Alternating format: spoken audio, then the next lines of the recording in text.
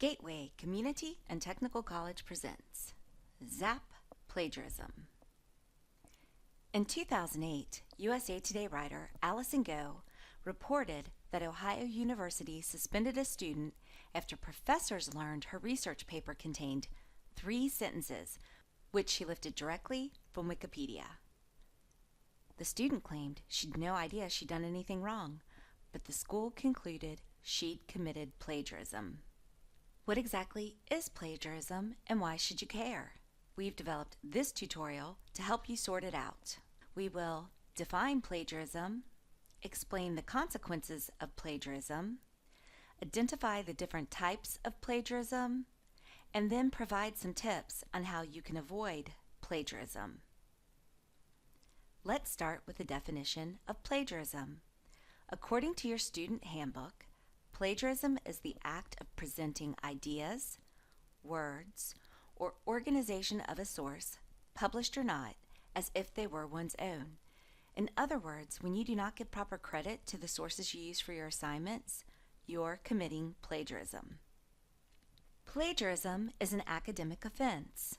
The consequences of plagiarism vary depending on the circumstances. If caught plagiarizing, you will either fail the assignment, fail the course, or worse, get expelled or suspended. To learn more about the school's stance on plagiarism, read the student handbook. So now that you're more familiar with plagiarism and its consequences, let's test your knowledge.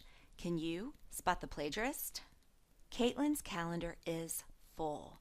She's under pressure to meet many work, school, and personal deadlines. She's panicking. She has no idea how she'll find the time to write her paper, which is due next week.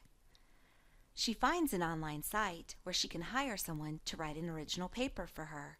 Since the work is original, it's not plagiarism, right? Wrong. Caitlin cannot pass off someone else's work as her own.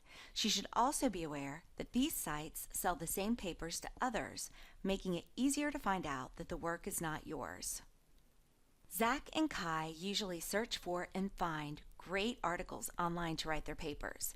They then cut and paste the online article's text into their paper and do not cite their sources. Is this plagiarism? Isn't anything online free to use? Yes, it's plagiarism. Sources on the internet must be cited like any others. Copying and pasting text from the internet into a paper without giving credit is especially dangerous, since it only takes a few minutes of internet searching to find the original source where the text came from. Taylor does not cut and paste from source documents, but sometimes the source says what she wants to say so much better than she can. So once in a while she uses the exact wording. She does not put quotes around the words she borrows. Is this plagiarism if she only does it occasionally? Most of the paper is original, and she does have a bibliography. It's plagiarism. Taylor must always put exact words from other sources in quotes and cite where they came from. It is never okay to use someone else's exact words without giving credit.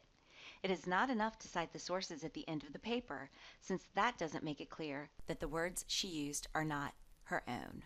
Mike has been really careful to only use his own words. He's read lots of information and has learned a lot writing his paper about the Civil War. If he never uses exact quotes, he shouldn't have to use any citations, right? Wrong. If Mike reworks the wording of the original source, but it's not his original idea, he still needs to cite the source. What Mike did is called paraphrasing. Remember our definition of plagiarism? You have to give credit for words or ideas, so paraphrasing still requires a citation. Will found a great chart on the internet to use in his paper. Since it's not the written word, does he need to cite it? Yes. Credit must be given for images as well as the written word. All of this has Maya asking, wow, so is there anything I don't have to cite in my paper? Yes, you don't have to cite your own original ideas or conclusions that you've come up with after reading others' works. Additionally, if you put common knowledge into your paper, you don't have to cite it. Common knowledge is general information that is well known by many people. This is usually factual information. For example, John Wilkes Booth assassinated Abraham Lincoln in 1865. Even if you didn't know this fact when you began your research, but you see it over and over again in your sources, it can be considered common knowledge. So what are some of the things you can do to avoid plagiarism? The first thing you can do is to begin the research process early. Everyone starts out with the best of intentions, but if you leave work until the last minute, you're more likely to be careless or tempted to cut corners when citing sources. Know which citation format to use and be consistent. Instructors will usually tell you which citation method they want you to use, so keep this in mind from the beginning of your project. Keep good records of where your information is coming from. Print out articles found on the web and make sure you have the information needed to find them again. Don't wait until the end to add citations.